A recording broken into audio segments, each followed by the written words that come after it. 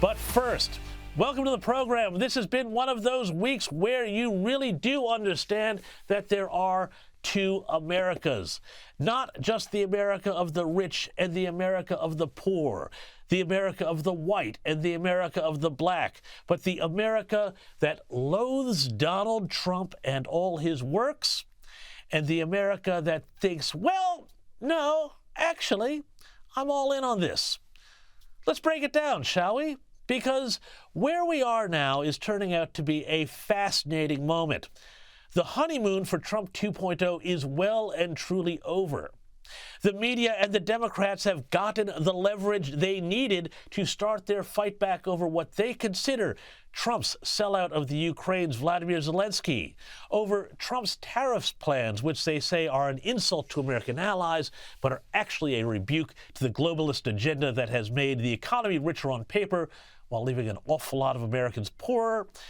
And of course, they're going after him for his fights with judges, activist judges, these one-man bands of virtue signaling who see blocking Trump's agenda at every turn as a badge of honor, a rite of passage, and presumably a good dinner party story for the years to come.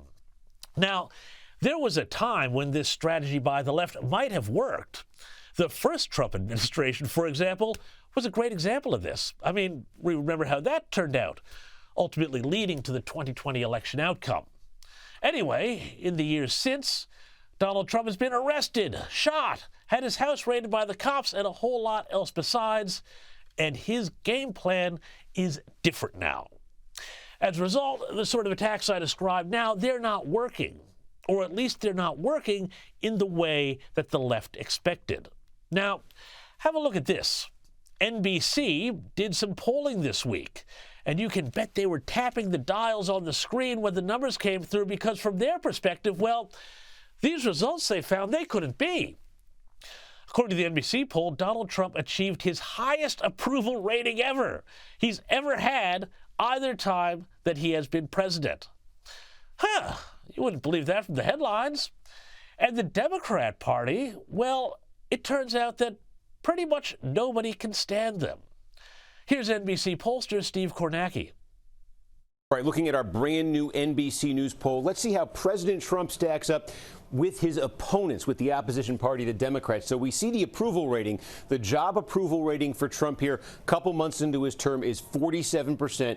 It's higher, the disapproval rating, at 51%. So you see numbers like that. Now, for Trump, 47% is actually pretty high compared to how he's polled in the past, but that still leaves an awful lot of voters who disapprove. And so you would look at that and you would say, well, the Democrats, the opposition party, that's huge political opportunity for them.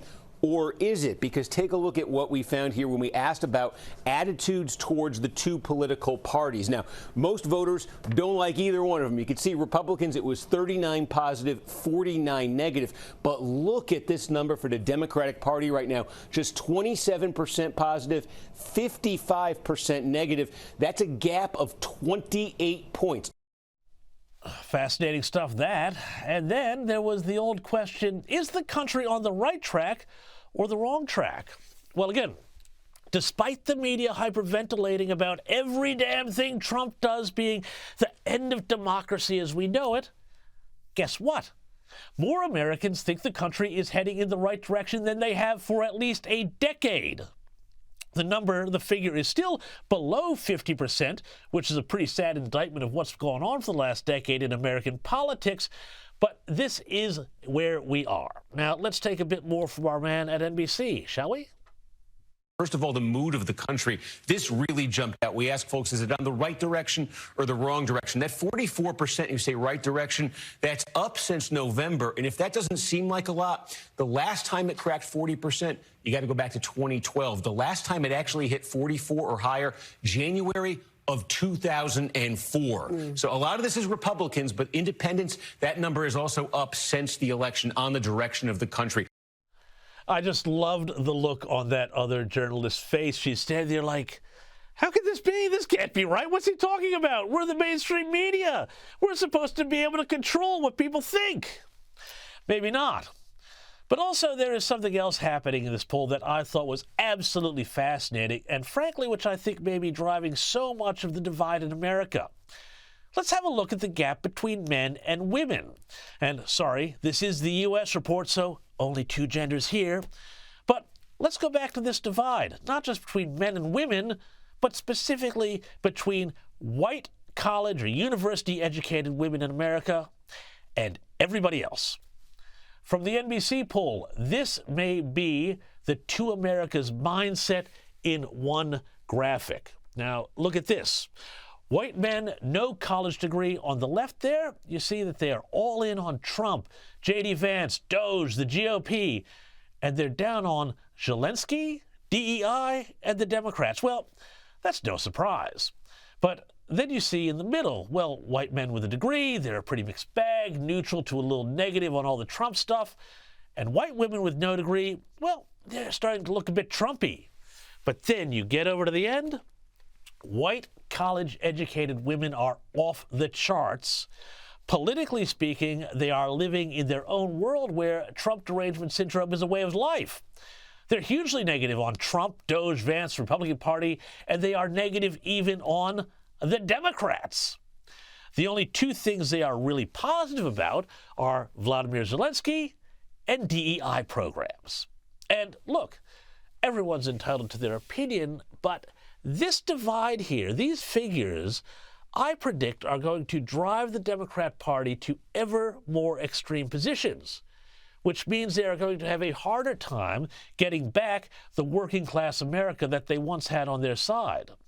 I mean, can you imagine this? We're having a discussion about the Democrats, the party of the worker, now being so totally out of touch with the factory floor and instead basically being driven by the HR department.